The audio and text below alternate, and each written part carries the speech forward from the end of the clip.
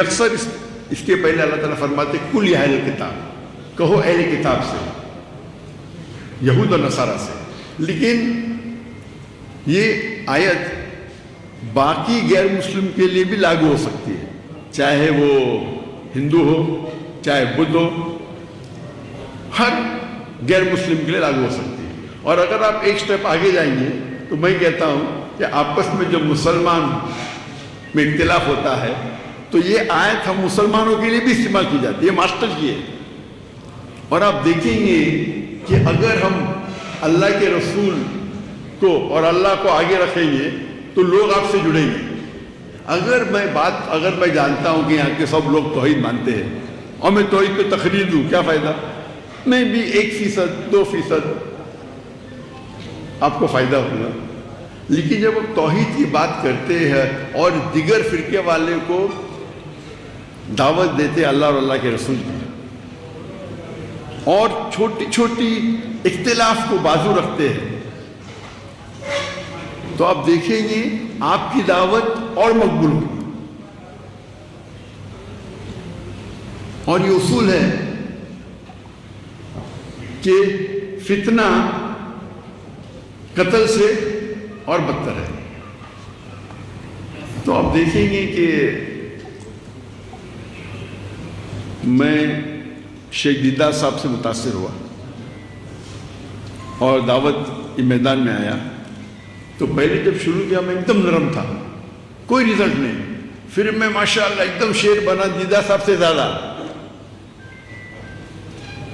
اس کے بعد پتہ چلا جو آیت میں پڑھتا ادعو الی سبیل ربک حکمہ، حکمہ سے بات کرو، کبھی نرم کبھی گرم کبھی سخت، لیکن اکثر نرم ہونا چاہیے. ضرورت ہے تو شیر کے جیسی بات کرو، لیکن شیر کو گرجنے کی ضرورت نہیں.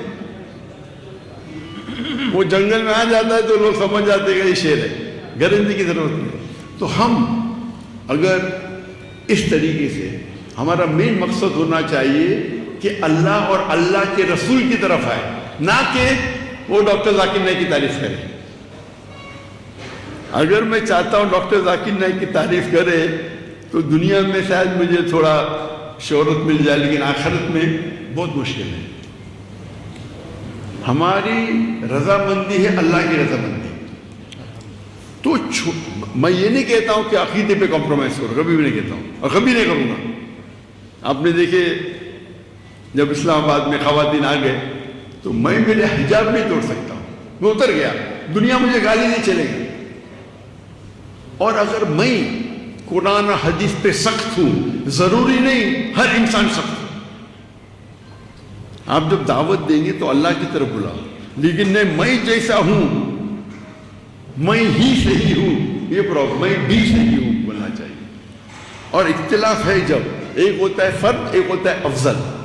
تو فرض کے اوپر آپ زور دو، مجھے اعتراض نہیں. افضل پہ کیوں زور دیں؟ آپ افضل پہ زور دینے جاتے ہیں تو کیا ہوتا ہے؟ اختلاف ہوتا ہے، آپس میں جھگڑا ہوتا ہے، فتنہ پیدا ہو جاتا ہے. تو آپ کو اور آپ بڑے بڑے علماء سے جب ملیں گے، مثال کے طور پہ آپ اگر مدینہ میں سے بھی جائیں گے، ان کے علماء کے ساتھ بیٹھیں گے، مثال کے طور پہ شیخ سعود اشرے، ماشاءاللہ جتنے ائمہ ہیں حرم کے، میں سب سے زیادہ ان کی عزت کرتا ہوں. اور جب وہ بمبئی میں ہیں تو ہم ان کو مختلف مساجد میں لے کے گئے، حنفی کے، شافی کے، اہل حدیث کے، جماعت اسلامی کے، اور وہ مانے بولے جانا چاہیے. اور سب لوگ احترام کرتے ہیں کیونکہ وہ امام کعبہ ہے. اور ہم جانتے ہیں کہ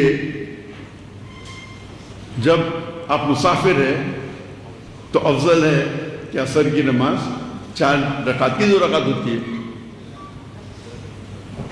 جب وہ گئے حنفی مسجد میں تو وہاں اختلاف ہوا، تو انہیں بولے نہیں میں 4 پڑھوں گا. انہیں یہ نہیں کہا میں 2 ہی پڑھوں گا، افضل ہی کروں گا.